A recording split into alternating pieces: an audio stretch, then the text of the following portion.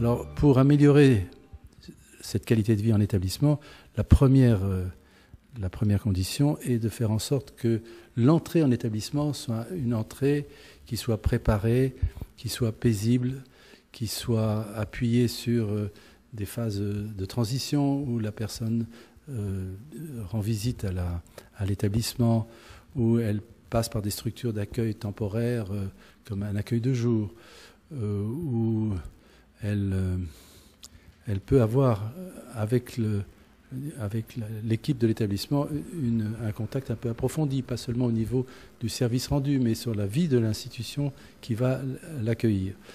Le deuxième volet, c'est bien sûr la vie elle-même en établissement. Il faut y entrer de son plein gré et serein, et puis il faut y trouver une culture qui soit chaleureuse, d'accompagnement et d'empathie.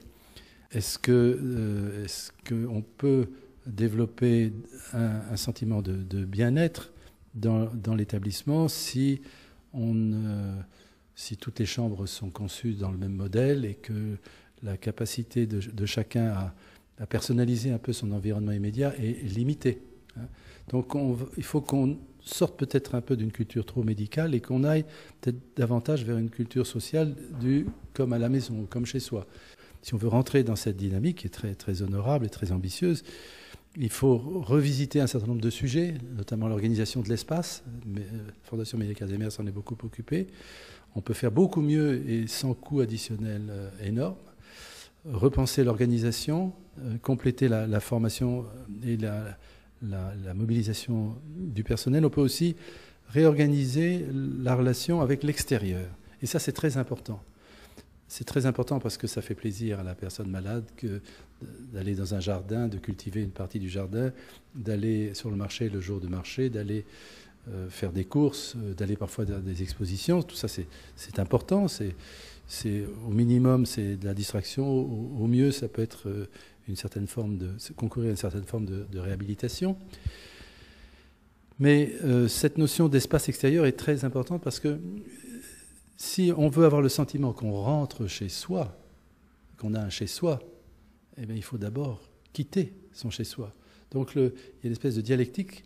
La sortie vers l'extérieur, c'est ce qui permet de jeter un regard domestique, un regard d'appropriation sur l'établissement qui devient vraiment ma maison. Il y a bien sûr d'autres étapes qui sont cruciales comme la fin de vie. Et là, il faut espérer qu'on trouvera, je dirais, dans l'esprit de la loi Leonetti, d'abord que cette loi soit effectivement connue et appliquée. Et si on veut la compléter, qu'on la complète dans un climat de consensus qui avait été celui de la préparation de la loi elle-même. Voilà ce que je peux dire sur la vie en établissement. Les outils de progrès sont considérables, mais ils visent tous à un nouveau regard, une nouvelle culture qui repose fondamentalement sur le respect de la dignité de la personne et la conviction qu'on peut mobiliser beaucoup de capacités rémanentes, et il faut le faire. Un indicateur de cette qualité de vie en entreprise, c'est bien sûr la consommation de médicaments. C'est bien pris comme tel, et c'est donc une ardente obligation pour tout le monde de réduire la consommation des médicaments.